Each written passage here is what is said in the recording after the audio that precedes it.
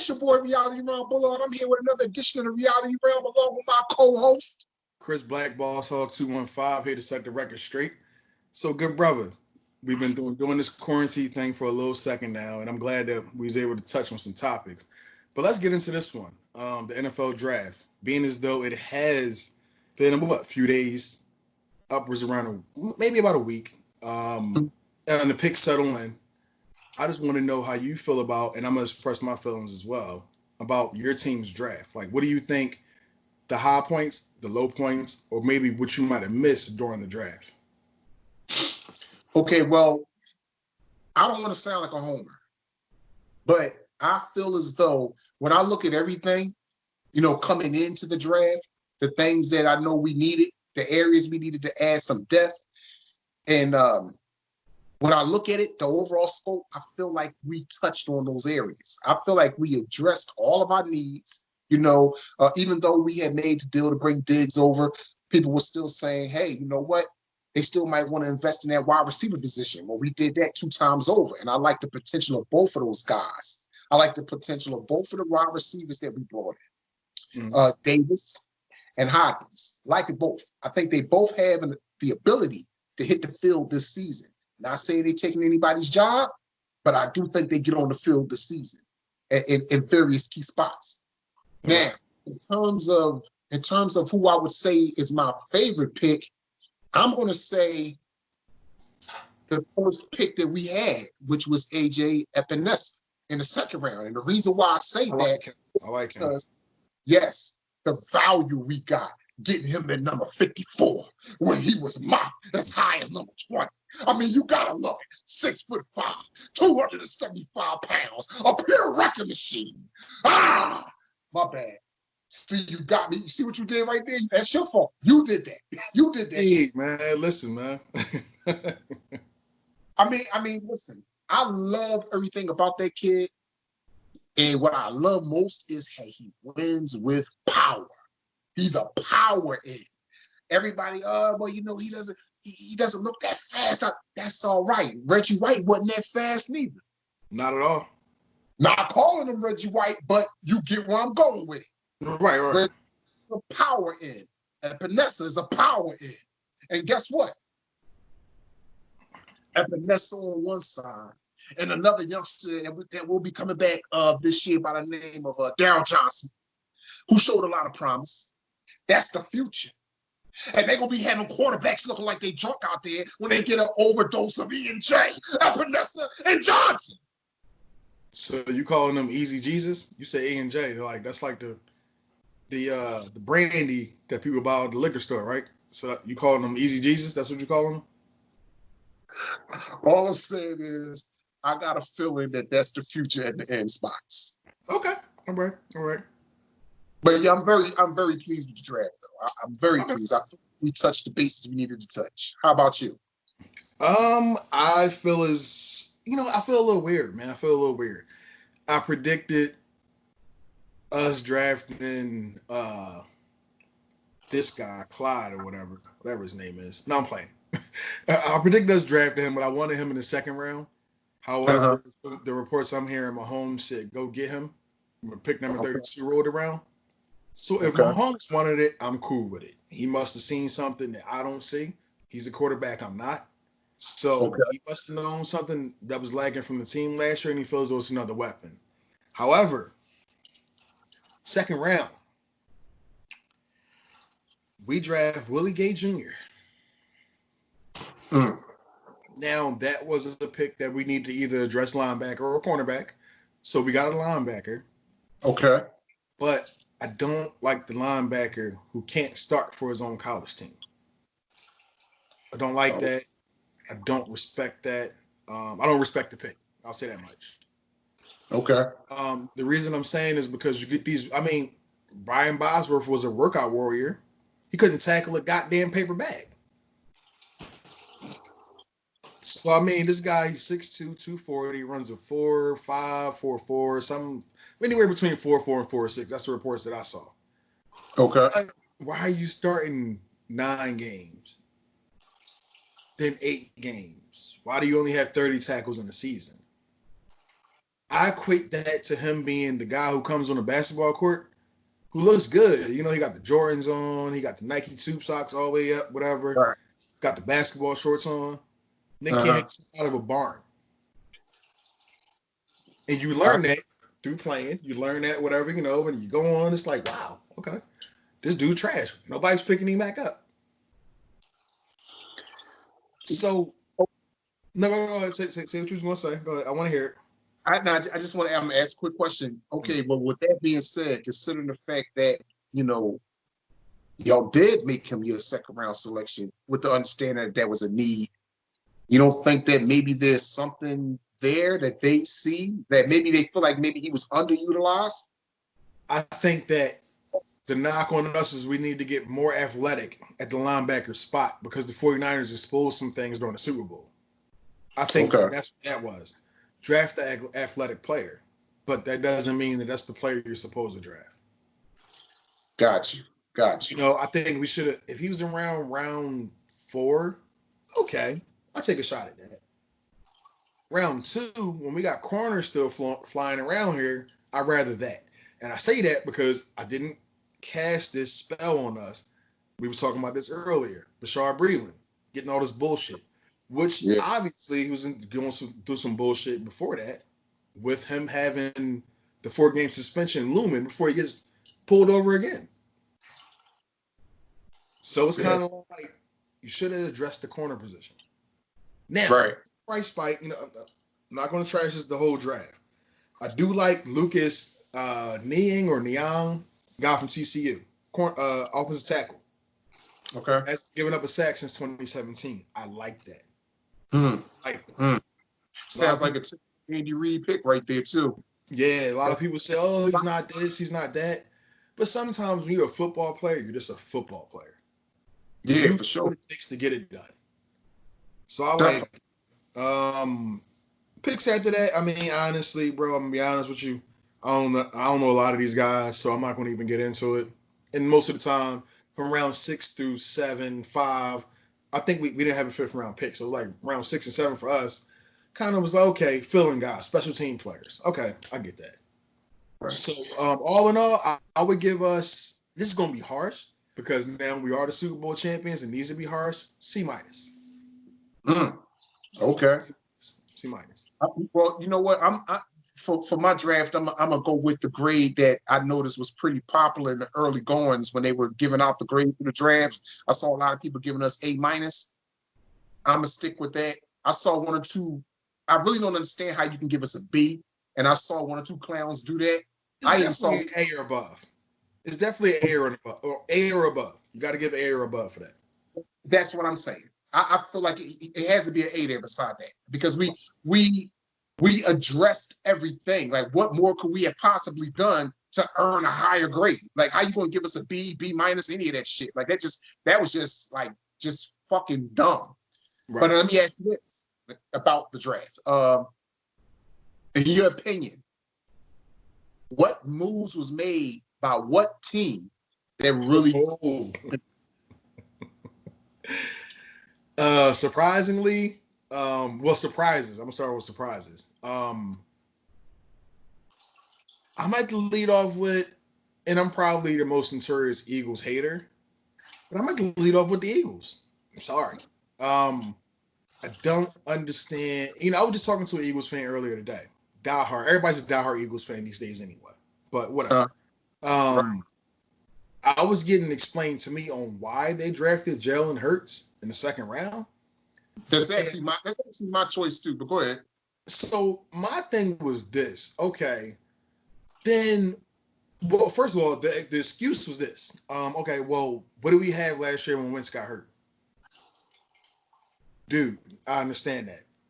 I get it. But why did you sign Sudfeld to an extension and then draft Jalen Hurts?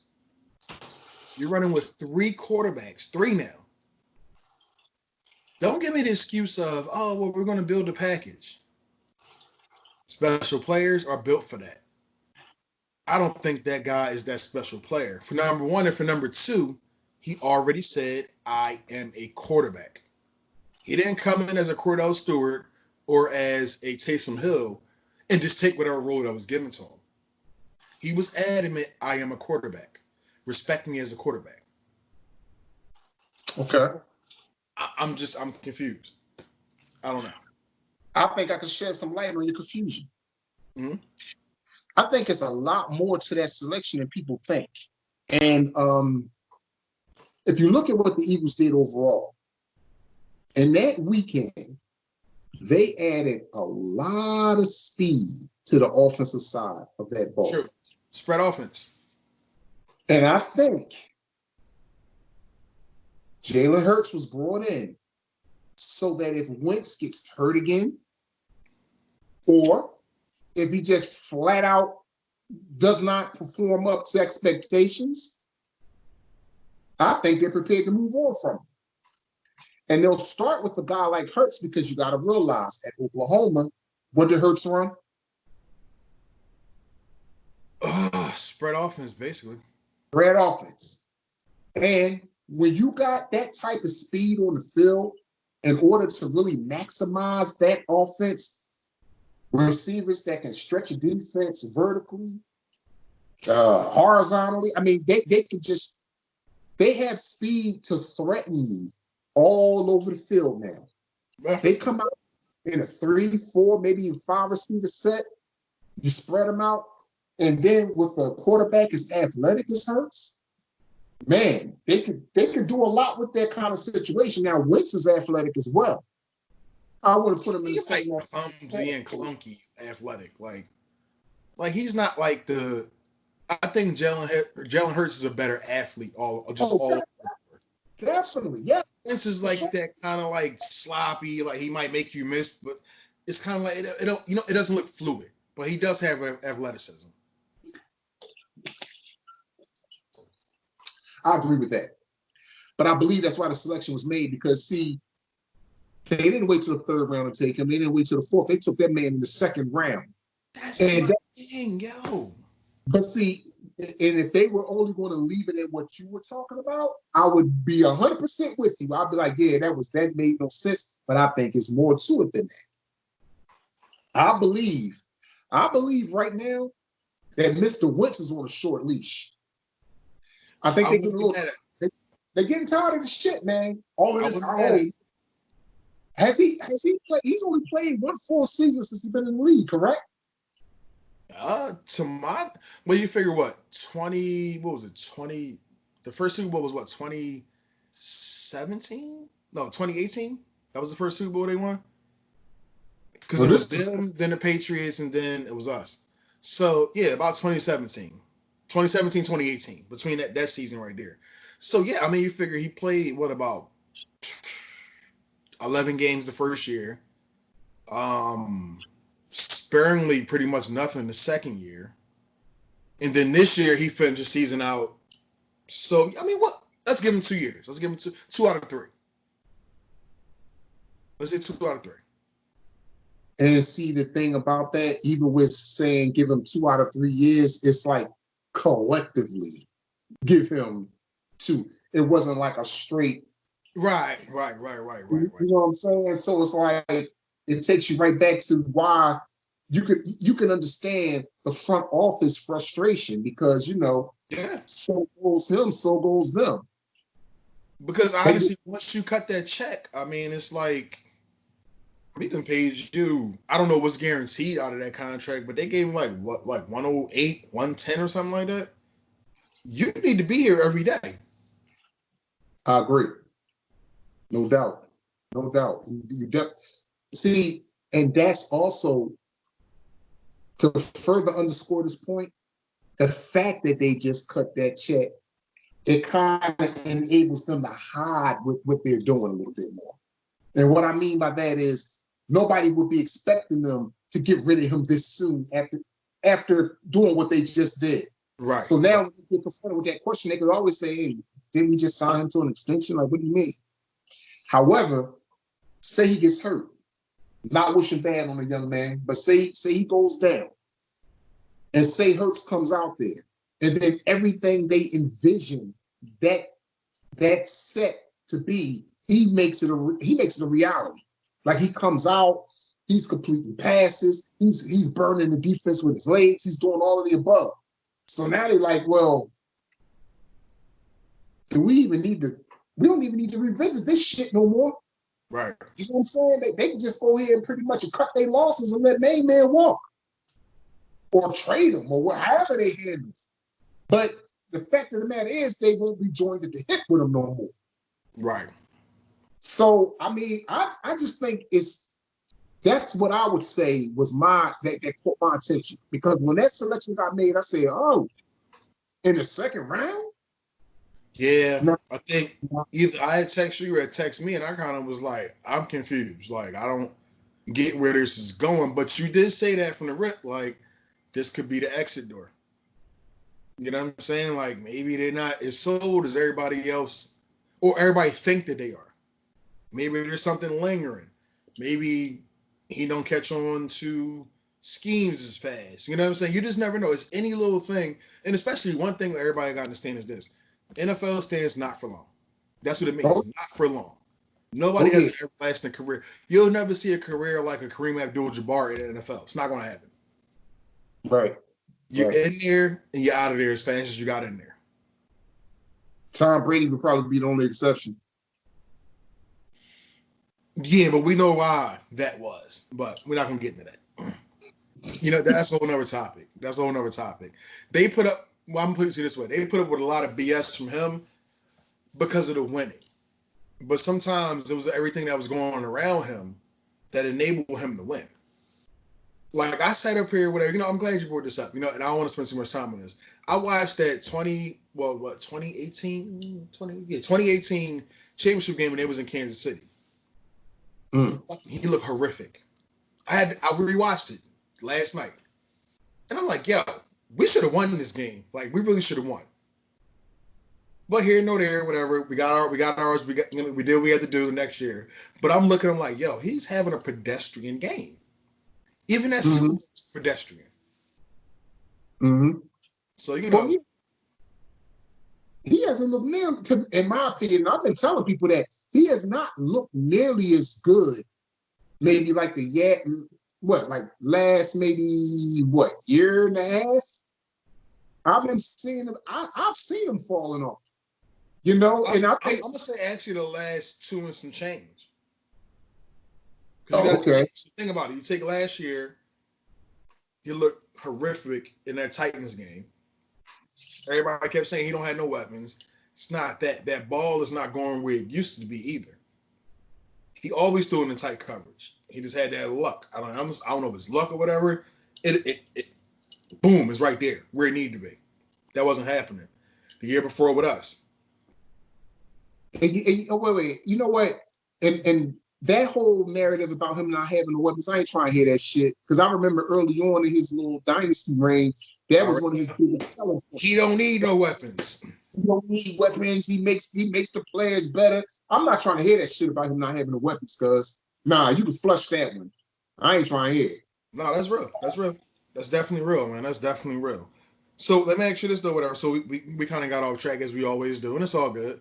We're having a conversation. So is there any other surprises besides we both agreed on the Eagles?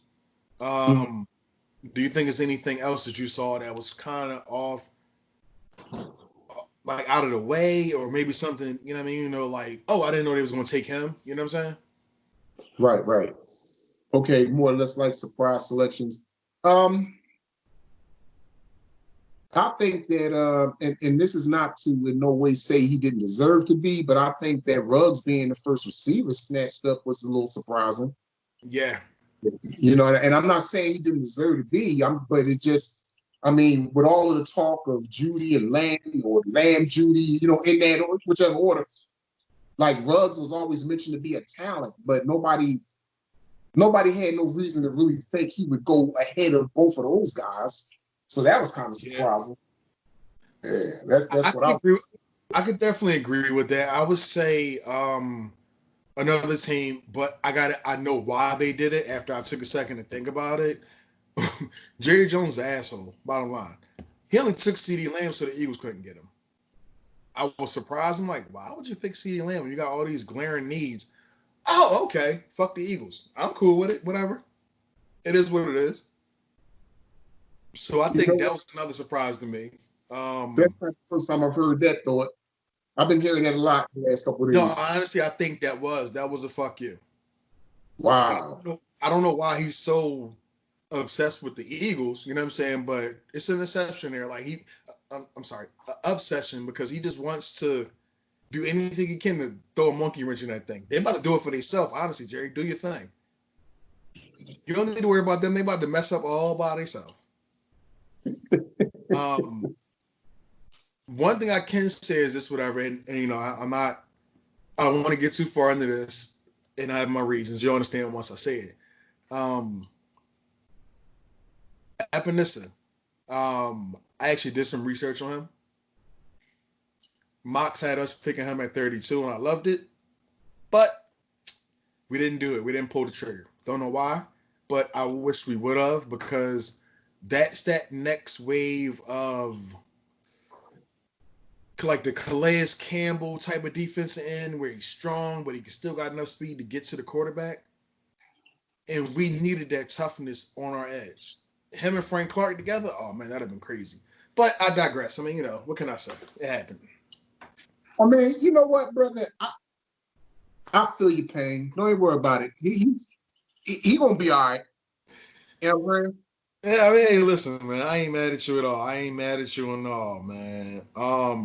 So now next subject we need to get into is how do you feel, good brother, as far as well, I call him Uncle Cheeto, Donald Trump opening up the country. And you know, it's more or less like, opening up the country, whatever, but kind of not mandating it and leaving it up to everybody to take their own downfall.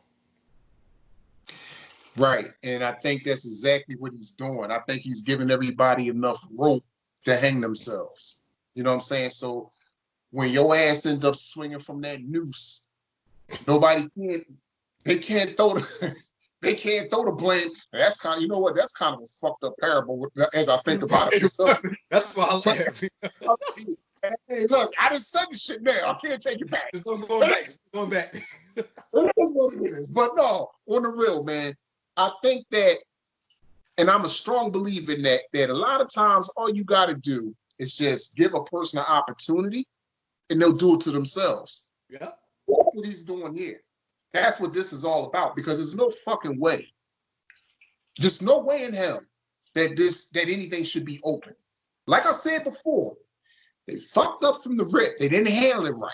What they should have did, it should have been a whole month process, meaning the first 2 weeks, food and supplies. Give everybody enough time to get out, get the food, the supplies you need to last you for the next 2 weeks, which would have been the quarantine.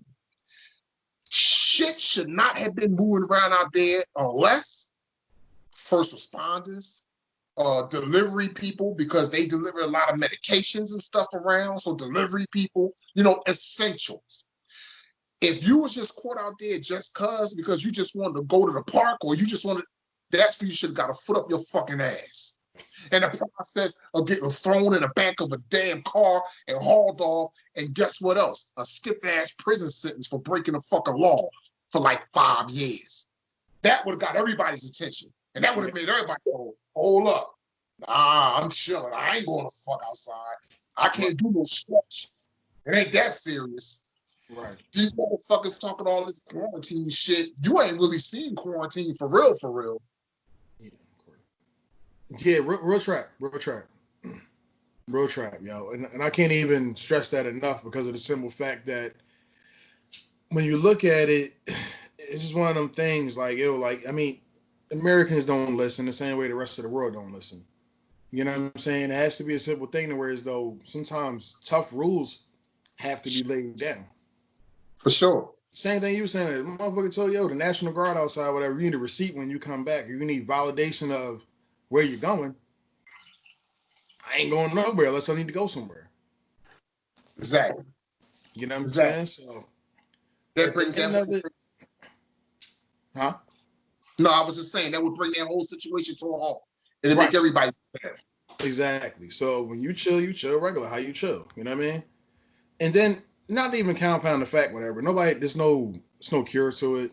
There's no, it's not anything that's even close to being like, it's nothing close to it. Like I even heard, like I said before, whatever, doctors saying that this could be the equivalent of a respiratory disease to being herpes.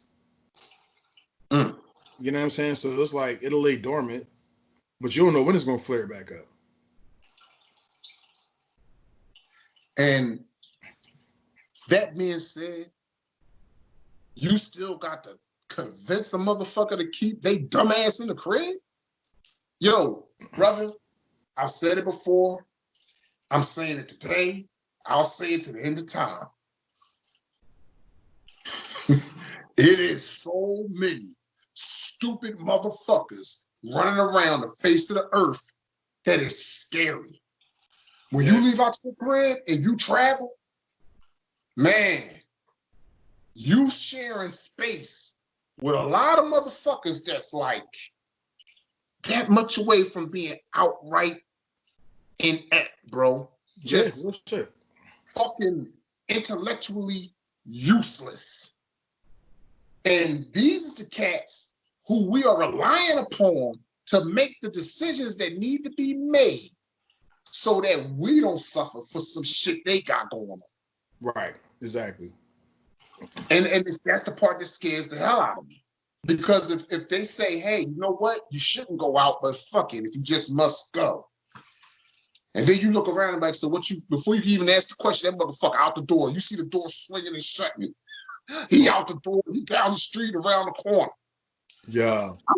I'm seeing videos online of motherfuckers having, shit, I can't even say standing room only parties. I mean, like, shoulder, they social distance. These motherfuckers is in there like sardines in a can.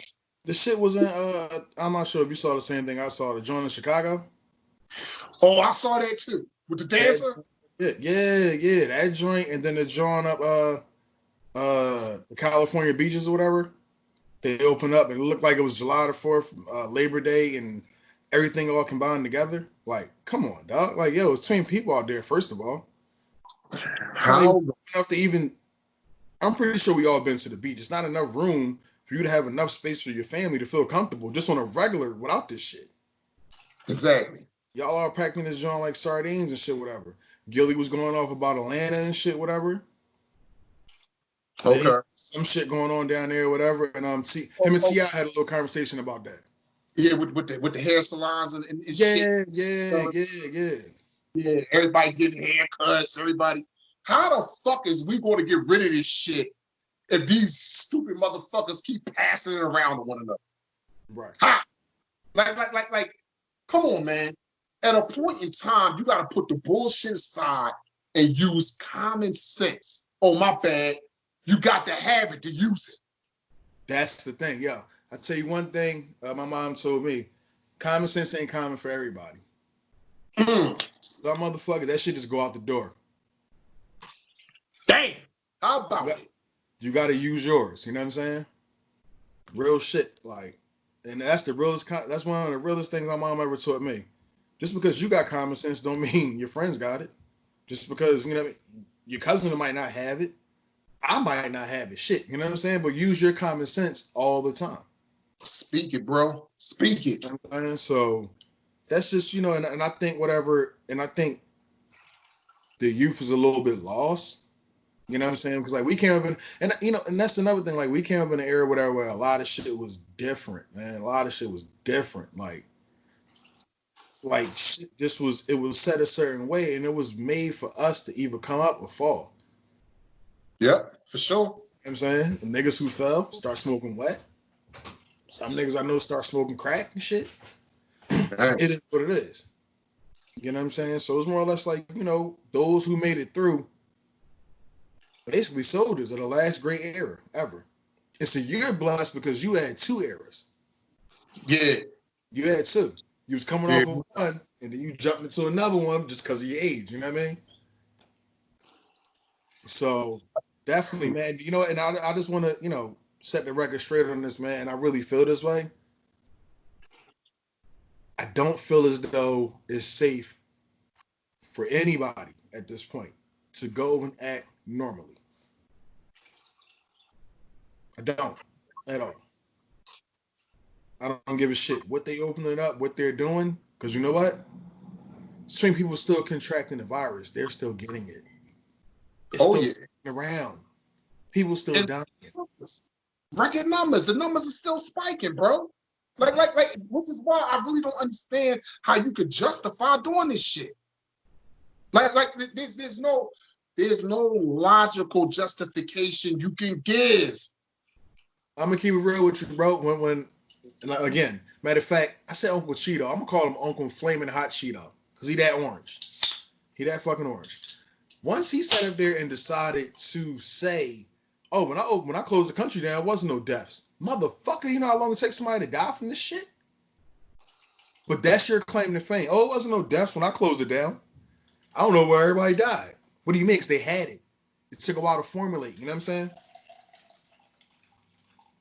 So some shit just shouldn't be said. And you know what though? Some things, like I said, are common sense. A lot of us survive off of common sense. We might even know we're using common sense. It's just, nah, that don't seem right. I'm a chill. Right. Exactly. It's a defense mechanism. That's all it is. A defense mechanism. It's disheartening, bro, because I said it before, I'm saying it again. I really think that we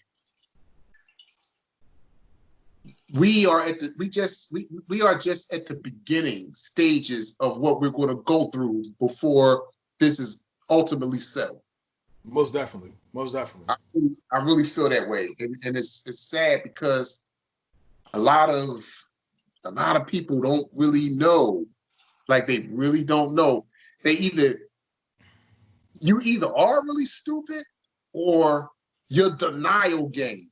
You living in denial like a motherfucker. Right. Time to wake up. It's time to wake up. Real shit. And you know what? For various reasons. You know what I'm saying? It's not just because of this. You know what I'm saying? It's because of, and that's something I was telling somebody too, whatever, like, peep how the world changed after 9/11. Not just for us, for everybody. The way we travel after 9/11. So how are we going to come out of this? What's going to be the difference? Nobody really knows. I don't know. But I know it's going to be a difference in the way the world moves. No doubt. It's definitely going to be a difference. You know what I'm saying? Like, to even think about that, let's go into this, whatever. We got people who get paid off of making money off of gathering large crowds. Our entertainers, our rappers, you know what I'm saying? People go to speak at certain places, whatever, they need a crowd. That's fucking their money up too. Big time. You know what I'm saying? Like, how do you think that's going to affect the economy? I mean, for what they get from that, it's gonna. I mean, I think it has, and it will continue to affect it in a very, very damaging way. I really don't see how it could. I mean, most of the time, rappers and R&B singers, they make a lot of their bread off concerts. They ain't been able to have no concerts, so that took that away. Actors and actresses, they film movies and TV shows and shit. They got to come together a lot of times where there's going to be large groupings, especially like for like the surrounding crowd scenes and stuff. There's scenes where you go to malls, you go to restaurants, whatever, and there's a lot of people around. Can't do that. Right. It's like, yeah, I can really see how this can shatter their world. Yeah, and I think it really is, yo. I think it really is. And I think that most of the entertainers and rappers, R&B singers, country singers, rock stars or whatever, if you didn't invest in something other than that, which that's being affected as well, because the whole economy is being affected, it's about to be fucked up. It's about to be real fucked up. Like, to the point where as though houses getting sold, cars getting repoed. You know what I'm saying? Like, Mm-hmm. And it's crazy or whatever. Like, it's really crazy. And I'm gonna say it's crazy because it is. When you think about it, and a couple of events that led up to this, whatever. And I'm not saying I'm not gonna be no conspiracy theorist, whatever. I'm not gonna do that. But two of the most prominent black people in the entertainment industry, I'm talking about Michael Jackson and Prince, Mm-hmm. died. A lot of masters. Mm. What I heard, Mike had this. Well, the family. I don't really know what happened. I don't know what the end, whatever it was. Sony somehow was trying to take all his masters back. Prince Mm. gave some to Jay or something like that. Whatever he gave him to David to Jay, and Jay did something title. I don't know. I have no clue. But I know it's been rumblings about that. So the entertainment Mm. industry could be fucked up for rappers, singers, whatever. Could be fucked up. And I don't think that a lot of the entertainment industry, whatever, is happy with this no label thing. I don't need to go to a Right. label. I could do my joint on YouTube. I could do my joint on Instagram. Yeah. You know what I'm Yeah. saying? Who knows that this is a bigger, and like we talked about this last time, which we talked about a while ago. It might be a bigger plot to this. Mm-hmm. Oh, You know definitely. what I'm saying? A bigger plot. We Definitely. don't know. I don't know exactly what it is, but I think this is just the beginning. Oh, yeah. It's just the Oh, beginning. hell yeah. Just the No doubt. It's I refuse to believe any other course of action with this. Like this is definitely what it is. It's something now. What it is, I couldn't tell you. Like I can't sit here and just say, oh well, yes, you know what? This is what they're trying to do. I could speculate, right. like most people do, but just tell you for sure that this is what's going on. No, I can't. And what's really creepy about it is sometimes when you learn certain things down the line and you go back and you say, shit, you know what? All that was going on right under my nose. I ain't even peep game on it. Because like we said before, once I get you watching this hand, you better worry about what's going on with this one. Exactly. And that's the game that they play out here, man. This Real shit shit. just slips up, like repeat. You never know what to believe. Exactly. And and it's crazy how, to me personally, I think the media are like puppets. They control everything, what they want you to know, what they don't want you to know. Hell Like, yeah. it was always crazy how, and I'm gonna say this, Oprah, if you see this and you shut us down, we made it, baby. How the fuck did you bring out specials on Michael Jackson and R. Kelly? But Harvey Weinstein was never a problem. Mm. Never an issue at all. Mm. You supposed to be over here with your folks. Now, Right. saying all Right. folks ain't folks. Just because we black don't mean we got to get along and get that. But if you're going to blast two of the most prominent R&B, and Mike was pop in R&B, whatever, entertainers we've ever saw, R. Kelly wrote for everybody. Mm-hmm. Everybody. Mike did some shit we never even seen before. But you Right. bring specials against these two men, these two black men. Harvey Weinstein run right under the rug and he got 23 years. Nobody don't even know that shit. If you ask the average person on the street, yo, Harvey Weinstein got locked up, how many years he got? I don't fucking know. He got locked up. I didn't even know that. Did you see Surviving R. Kelly? Yeah, I watched that shit. That shit was crazy. Why is that even on there? Why is it even out there? You know what? That question, the answers to that question can be a show all in itself. Right. Because it's a lot with that. What you're asking, I definitely got some theories, but I feel like if I was to really start getting into it, Got you. it would carry out the rest of this episode. And we you know what I'm saying? Because right. that's and I want to commend you for having the balls to ask it, because a lot of people don't ask it because they know when it's time to answer. Oh boy, Can of worms is open now. it's open. It's open like a motherfucker. Yeah. So Real so track, I'm gonna that's cool, just whatever. say, I'm gonna just leave it right there. I'm gonna just say it's a lot with that, and And that's cool. I'm I not gonna. respect that. I respect that, but you know what though? We promise real content, and I'm gonna ask some things, and you're gonna ask some things too. To whereas though we both gonna be like, you know what? Let's take that on another side of things. You know what I mean? Now to lighten the mood though, so we can get off of that. Um, I'm gonna do we just first episode whatever we did start bench and cut right. So I'm gonna Right. do on the producer side of things. We both Okay. rap. Secondly, you was like Suge Knight back in the day. I mean, I ain't getting all that, but so I knew it was a contract like signing. I'm like, all right, well, I guess it's cool, right? So we're gonna do if you looking for a producer, one producer is gonna do side A, one producer is gonna be side B, and the next producer you might have to shelf or put it on a mixtape. We're gonna use Timbaland. We're gonna use Dr. Dre.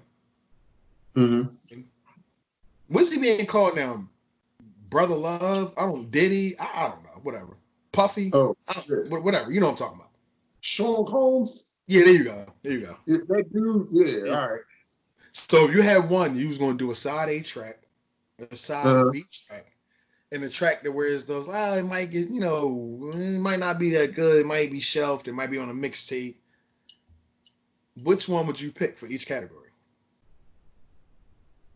Okay, Dr. Dre's getting side A. Okay. All right. And you know what? Wait. Stop right there. I need an explanation after all this too. But go ahead. I just feel like Dr. Dre is capable. He's just capable of bringing out the best in any artist, man. And as a matter of fact, I remember early on in the game when him and Snoop and them was just starting to really, do their thing with Death Row. And I remember one time I was watching an interview with Dre, and Dre said it like this. He said, "Man, if you got that much talent, I can make you a star." So I said, "Hey, all right, that's a bold statement." But then when I look at his body of work and I look at the shit that he done put down over the years, I mean, you can't argue. You can't argue with it.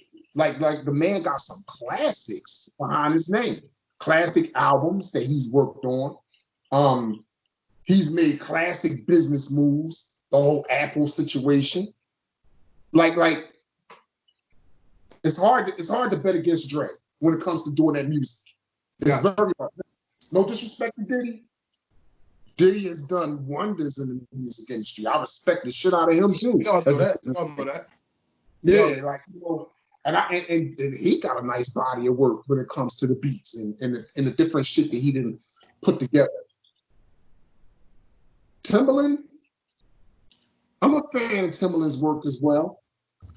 I'm sorry, no disrespect to him. I don't put him in the same class as those two, but I respect his body of work. So I'm gathering is, not to cut you off, but I'm gathering is you're saying Diddy is, Dre's side A, Diddy is side B, and you use Timbaland for like a mixtape or maybe it might get shelved, something like that. Yeah, that would be my order. That would be it. All right. So you said you respect Diddy work and all that. You said you respect Timbaland work. So it's all three across the board is all respect. Respect on all of them, yes, no doubt. All right. So it's kind of funny because we're gonna do a segue after this, but I'm gonna give mines. And you know what? This is gonna be it's gonna resonate to you, whatever. And I think this goes back to that whole Death Row Bad Boy thing we had Biggie and Pac thing we had going on back in the day. But I'm gonna have to give Diddy my side A. And the reason why I say that is because if you take a fat black ugly motherfucker like Big and make ladies love him, you gotta be commended for that. Damn. Big Okay. was ugly shit. I mean, Big. He said it himself. He did. Ugly as ever. However, for sure, he said it. Saying? So like, he wasn't hiding from it. So I gotta give Diddy number one. I gotta give him my side A because you know what? No matter what I do, Diddy gonna make sure I get on the radio. It's gonna be straight. Side B, I'm gonna give to Dre because of the fact, like you said, he can make any artist sound good as well. But I think Dre gave you a different sound than Diddy. And that was that laid-back gangster sound. No doubt. You know what I'm saying? Timbaland, and I hate, and I think Timbaland is probably, this is going to sound crazy though. I think strategically, I think Timbaland is probably the better producer out of both of them because he never used samples like that. That was his own sound. So everything he made kind of came from the muscle. He created his own sound. But that's the way the cookie crumbles on that one. It's crumbling like a motherfucker. No doubt. Like I got a lot of respect for Timbaland, like I said, because Timbaland, everything was organic. It was like, I'm pushing this, I'm doing this, I'm doing that. I'm on the beat machine, I'm doing that. I'm not taking a sample and kind of just mixing it down and then, all right, now I know what to add. Timbaland was all from the brain. Okay. And me personally trying to make a beat, I can say I respect that.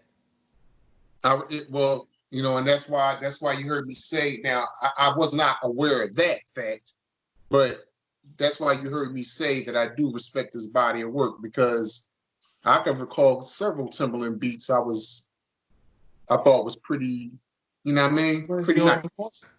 Them joints be on point. Like honestly, his beats, and like I said, it's more or less organic. And I'm not saying he never sampled, but we know Dre and Diddy there's some sampling motherfuckers. Oh, for sure. We know that. You know what I'm saying? Doubt. This sound came from somewhere, whatever era they were, you know what I mean? East Coast music was this, West Coast music was that. We know where they were coming from. You know what I'm saying? But Timbaland just came up and it was like, fuck it. Give me an 808 and I'm going to go to work.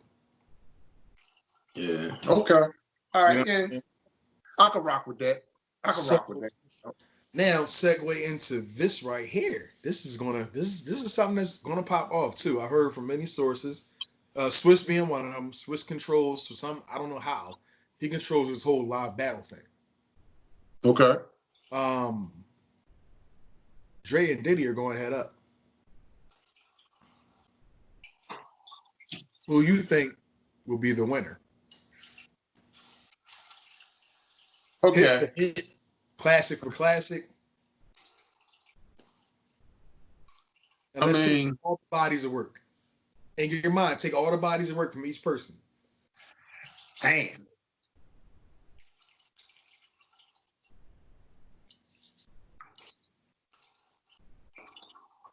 I mean, I don't know. I think, and I know how this is gonna sound. I hate to always sound like a homer. But you are. I mean, you are. To heart, you are. I mean, it's all good though. I love you for it. Bro. I don't know what would make you say some shit like that. I really don't. I don't know. It will definitely make me think that. But who do I think is going to come out on top in that one? For one, I think regardless of who does come out on top, I don't think nobody's going to get slammed. I think it's going to be. It's going to be. Yeah, it's going to be a rumble. It's going to be a battle. That's real. So, that's real trash. But that being said, I'm edging it to Dre. Edging it to Dre. And the reason why is just that I feel like Dre beats be so fucking clean. Like, not to say Diddy's don't. I'm not saying Diddy's don't. But you ever, okay, I'm gonna say it like this, right? I'm listening. Let's take the Chronic. And let's do that. Let's do that. The Chronic album, and you got Ready to Die. Now, unfair.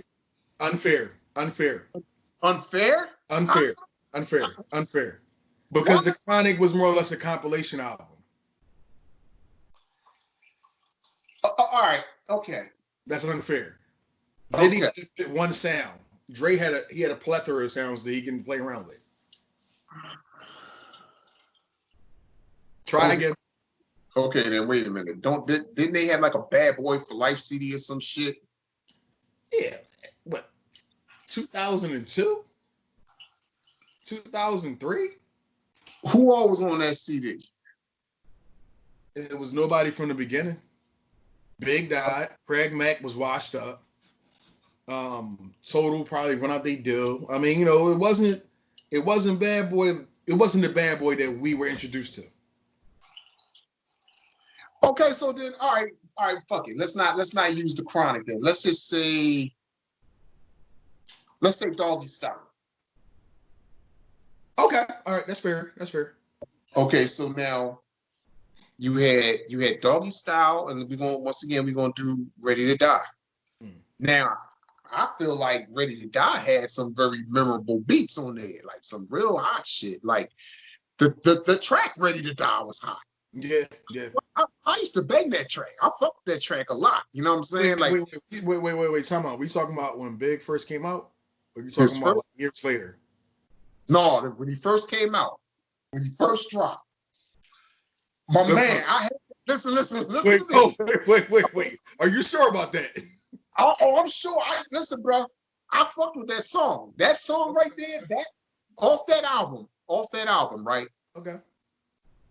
The track Ready to Die. Give Me the Loot was another one. Warning was another one. I remember you banging Warning. I remember that. Okay. It's my favorite joints. They probably my favorite joints. And I'm not gonna, and you know what? So I can let you have enough time to say your thoughts on this. I'm gonna cut mines down. All right. But I feel like when you look at that track, that album versus Doggy Style has some kind of raucous joints on there too. Like Doggy Style was my shit. Yeah, it had some shit on there. That was my shit. Listen to the sounds of the nigga Doggy Dog. I mean, that beat right there was like talking about Pump Pump. That was a drum Pump. Yeah, that was the shit. No doubt. I mean, it's just something about the way Dre does what he does that makes me say, I can't. It's hard to bet against him. So just for that reason, I'm gonna go Dre. Let me ask you a question. This might not shut it down, but I think it shuts it down on my end. Okay. You think Dre could have made Craig Mack go platinum? No way in hell. I'm answering it for you. No way in hell. No way in hell he could have. Because nobody knew what the hell Craig Mack was saying. It was the beats.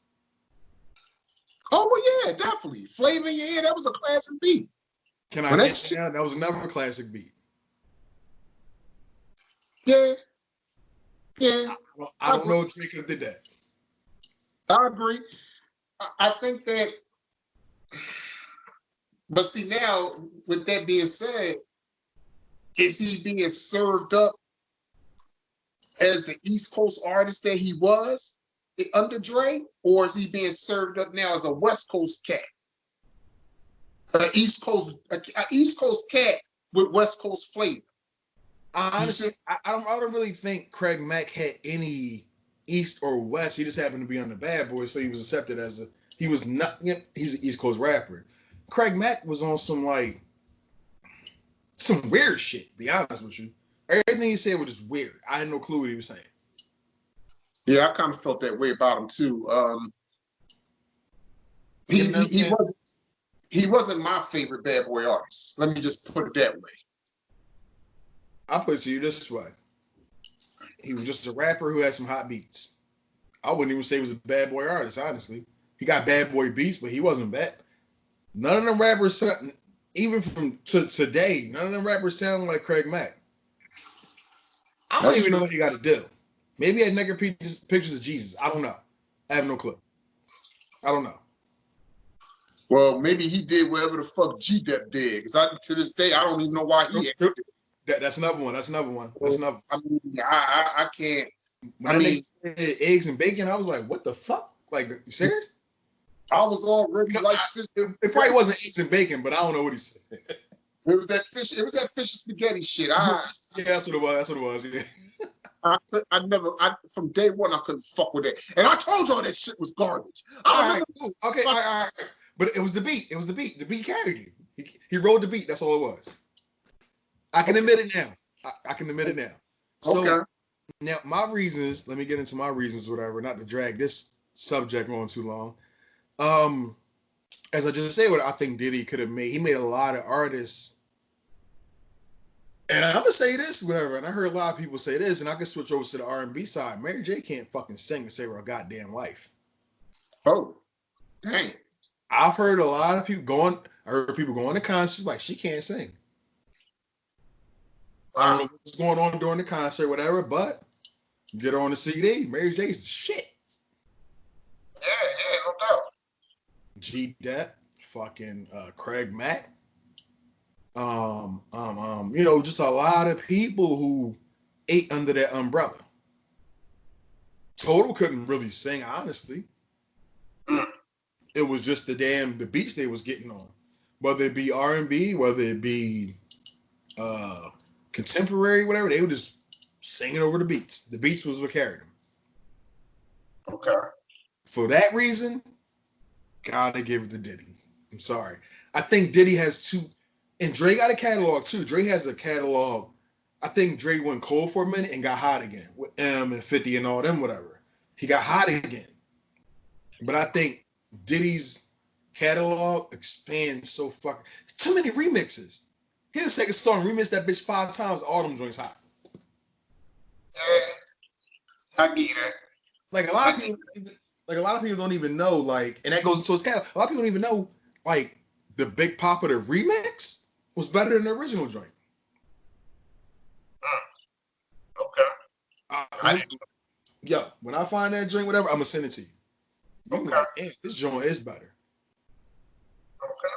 But you know what I'm saying? Taking the song and remixing it 2 times, 3 times. You know what I'm saying? Like, I gotta give it to Diddy, man. I got to. I think in this live battle, if it happens, because the Babyface and Teddy Riley joint went to shit. I don't know if you know it or not.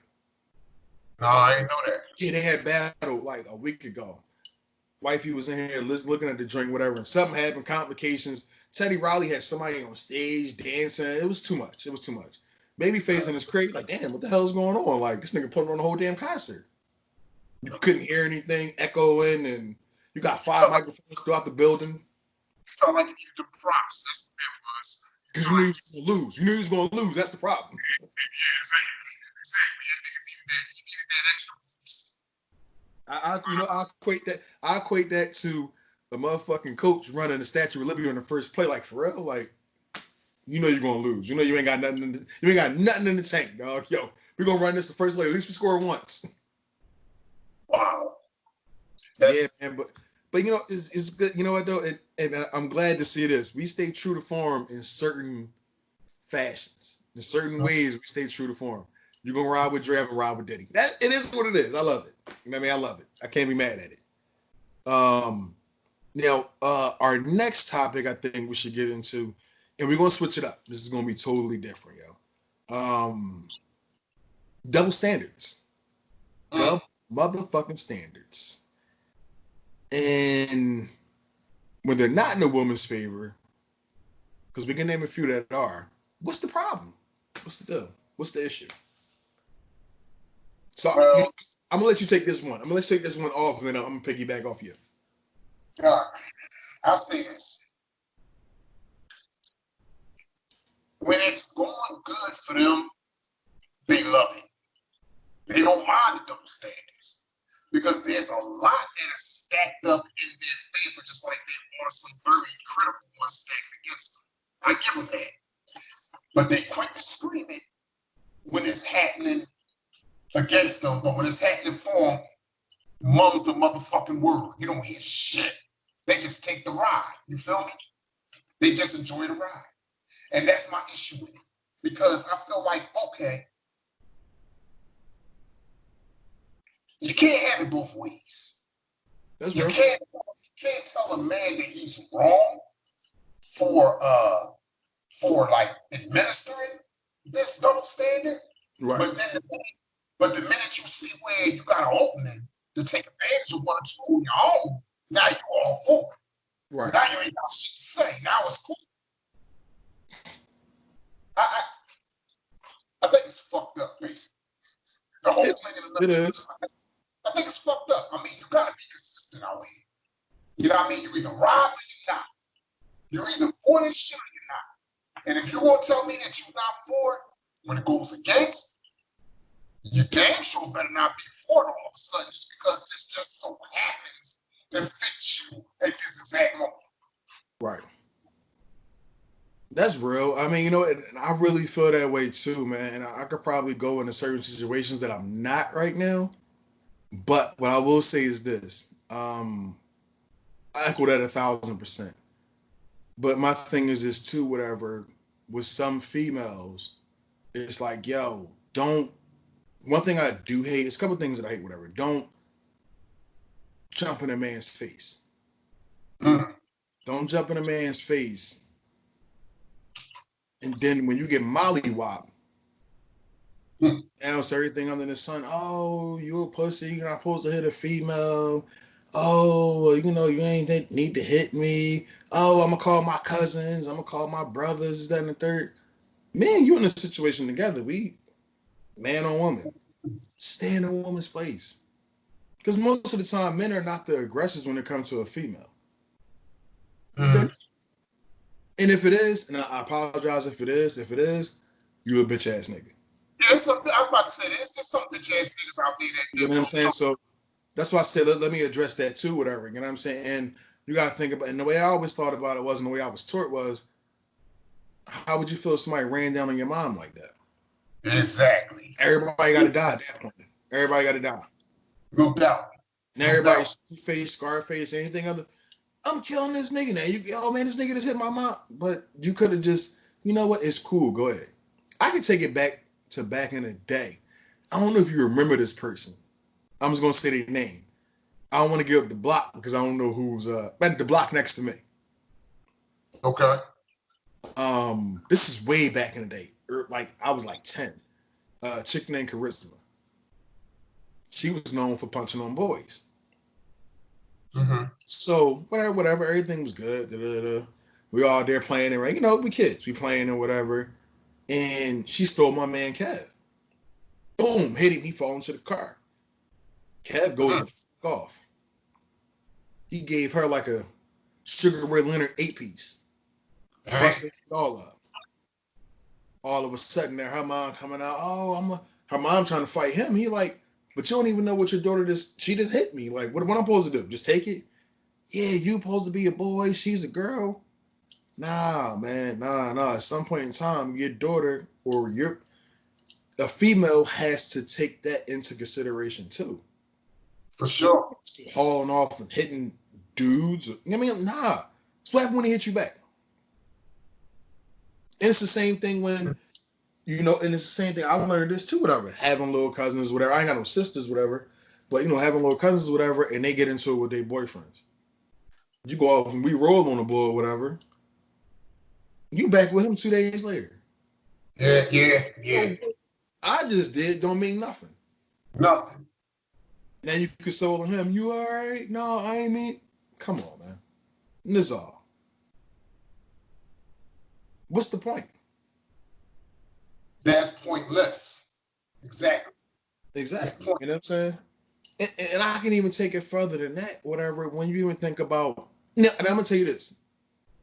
I'm a corporate America guy. You know this. The shift that I've seen to where as though, and I'm not going to say it's wrong, but sometimes this does give a bad taste in your mouth. Females, you might have let's just say I'm a lead. You're a leader of a team. You have a supervisor. Then you have a manager. Supervisor and manager are females. They beefing. Pulling you tug of war, both sides. Oh, well, no, and she doing this. If you had a man up there, and I'm not trying to be sexist, whatever, none of this probably would be going on. At some point in time, whatever, it's going to be like, look, this what it is, this what it ain't. What y'all beefing about? Y'all can go ahead and talk about it, whatever. And me being the store manager of many cell phone companies, I've seen this. I had to manage a lot of females. Like, yo, you serious? What's the problem with y'all? Oh, well, she did this the other day, and then she was trying to be smart. Dog, listen. We all here for one common goal, to get money. That's it. No doubt. Whatever y'all beefing about is something minuscule. It don't even matter. Y'all work it out. If y'all can't, you can be replaced. For sure. That's it. Bottom line. The same. I can be replaced because you're not producing. You can be replaced. Shit ain't gonna roll downhill on me. Tell you that much. Somebody got to go. But it's just more or less, you know, and it's like, you know, it's just that double standard. And then, you know, I think females get a lot of things like, you know what? No, we ain't gonna get into that. We ain't gonna get into that. Because, you know, we're gonna keep it PC on this one. We'll keep it PC. Keep it PC. PC, brother. PC. Because, no, this can get, because this could definitely go a little deeper, just as far as like, the one thing I have been sore, and I would say this, whatever, going back to my mom, whatever. Females are probably the most conniving, sneakiest being on this earth. Oh, for sure. For sure. That's you know all. Like, that's now let me give you a flip side of that, whatever. A man can be the most ruthless, incoherent motherfucker on this earth too. True. You know what I'm saying? So it's like, it's a balance. It's a balance. You know what I'm saying? But sometimes I think it goes up to their joint, whatever, because when an argument breaks out, if something happens, why did you hit her? It's never, why did she hit you? Why did you hit her? You're supposed to be a man. You could have walked away. Right. So many pussies and bitch ass niggas I can take. I mean, my thing is this, bro. I'm not gonna be in the mix. We might have cut this segment out of this. Yeah. No doubt. No, because I just found out a little bit. We ran kind of long on this joint. We tried, but I'm gonna just say this and I'm gonna leave it alone. I'm not gonna be nowhere in the mix with nobody where I got to be constantly going through bullshit of any kind, whether physical, verbal. It's not worth it at the end of the day. Right. If I got to constantly be knocking heads with you to be around you, it's no point. I'm never gonna be around you. It's no point. You go ahead and do your thing. I'm gonna go ahead and do mine. God bless you, baby. You feel me? Bro, I can't deal. It's just way bigger things to be concerned about in the world today, and it's more coming. It's more coming. So I refuse to. Fuck that. Not happening. Real shit. Real try. Not happening. Yep. And you know what though? And I think we should end it like this, whatever. This is not a pro. I mean, I ain't gonna say pro. This is not let's go against the females, whatever. But I think a lot of females gotta understand where we come from and why some things happen and where our minds are going. Mm-hmm. You know what I'm saying? You know, like I said, when I started off, whatever, I would have never let nobody run down on my mom. That wouldn't happen. Exactly. I stepped in front of a bullet, a moving car. It doesn't matter. Exactly. But sometimes females have the tendency, whatever, to use that upper hand. Oh yeah. And it can be in corporate America. I've seen a lot of chicks do some stuff, whatever, to even go over, advance beyond me. And I know how you got there. It's not because you're the better candidate. I already know what it is.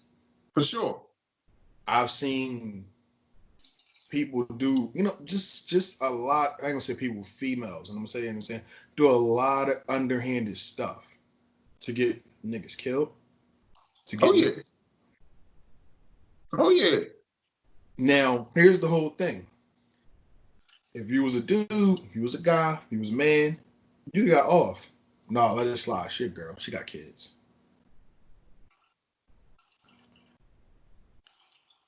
I mean, some of these cats nowadays don't even give a fuck about that. A real track now. So just starting living out. Yeah, no doubt. Like some of them don't. They like, look, man, I lay you right beside your fucking kid. Like it, you got. It's a different breed of person out here. Yeah, definitely. Different breed. Different breed of person. Like, morality goes right out the motherfucking window. You already know. Right. You already know. So on that note, man, let's end this joint on the positive side of things. I want to say this. Listen, more to come from us is going to be the truth. We're just digging into this thing. And I want you to, my man, lead off, close it down, whatever.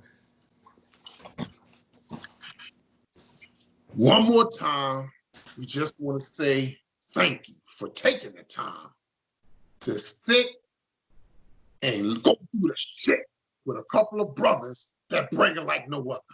Your boy, Reality Ron Bullard. My main motherfucking man, Boss Hog 215, a.k.a. Chris Black. Why go anywhere else when you could go to the place where everything we say is felt? Until next time, tune back in. It's your boy, Reality Ron Bullard. This is the Reality Realm. Don't fucking waste your time anywhere else, because we are the best. There is no rest. And that's reality. Ha!